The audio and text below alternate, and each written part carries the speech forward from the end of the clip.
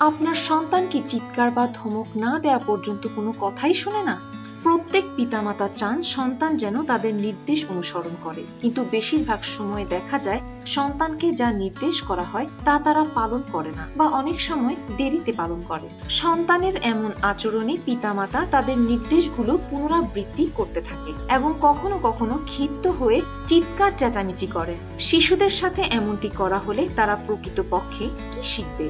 স্বাভাবিক আচরণ ব্যতীত শিশুদের সাথে চিৎকার করে কথা বলা বা তাদেরকে ধমক দিয়ে জোর করে কোনো কাজ করতে বাধ্য করা হলে কয়েকটি সমস্যা সৃষ্টি হতে পারে।